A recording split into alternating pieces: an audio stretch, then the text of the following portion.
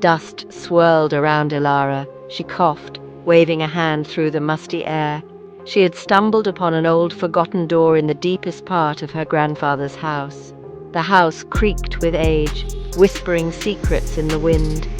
Behind this door, a library lay hidden, untouched by time. Books lined the shelves, their leather spines cracked and faded.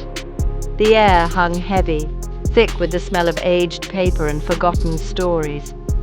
Elara ran her fingers along the spines, each one whispering a forgotten knowledge. It felt like stepping into another world, a world where time stood still, a world shrouded in mystery. Her eyes fell upon a book, different from the rest. It was tucked away on a high shelf, almost hidden in the shadows. Its cover was dark, unmarked leather, smooth and cold to the touch. The book seemed to hum with a faint energy. Elara reached for it, her fingers brushing against its surface. A jolt went through her like static electricity. She pulled the book off the shelf, its pages rustling like dry leaves. As she opened the cover, a whisper seemed to echo in the silence. Read and discover. The book was written in a language she didn't recognize. Strange symbols adorned the pages, swirling with an energy she could feel. Elara traced them with her fingers, a tingling sensation spreading through her hand. The air grew colder, the silence deeper. As she touched the symbols, whispers filled her mind. They were faint at first, like the rustling of leaves, but they grew stronger, clearer. The whispers spoke of forgotten things, of hidden truths and ancient powers. Elara felt drawn to the book, compelled to understand its secrets. She spent hours in the library, poring over the strange symbols. With each passing day, the whispers grew stronger, seeping into her thoughts even when she wasn't reading. The line between reality and the book's whispers began to blur. Shadows seemed to move in the corners of her eyes. Voices whispered her name when no one was around. Elara couldn't shake the feeling that she was being watched. The world around Elara began to change. Colors seemed more vibrant, sounds sharper. She noticed things others didn't. Subtle shifts in the environment, fleeting shadows that disappeared when she looked directly at them. One moment she would be walking down a familiar street. The next it would morph into a narrow alleyway shrouded in mist. When she touched an old oak tree, visions flooded her mind. Images of children playing, their laughter echoing through the years. The boundary between the book's world and her own was dissolving. Elara found herself questioning what was real. Were these visions glimpses into the past? Or was the book rewriting her reality, twisting her perception of the world around her? Fear gnawed at her, but there was also an undeniable allure. The deeper she delved into the book, the more she felt connected to something bigger than herself, something ancient and powerful.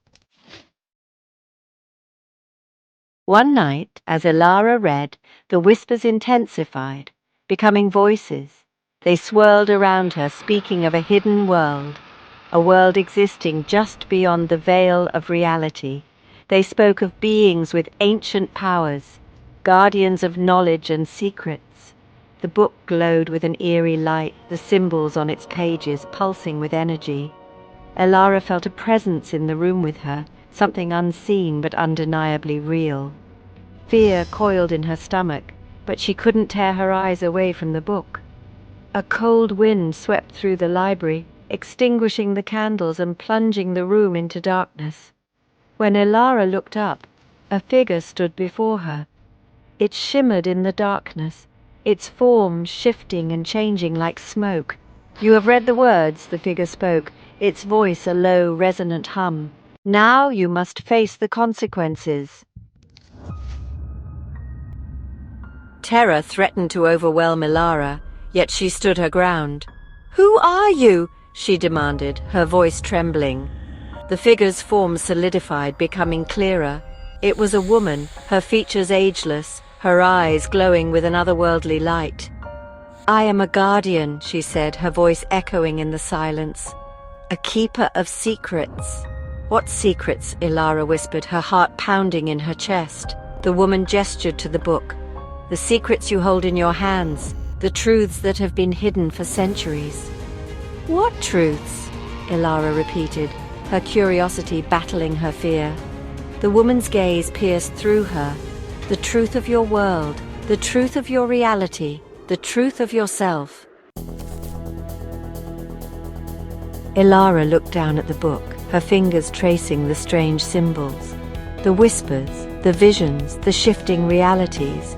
It all suddenly made sense. The book wasn't just a collection of stories. It was a key, a map to a hidden world existing alongside her own. She had been chosen, selected to see the world differently, to perceive the unseen.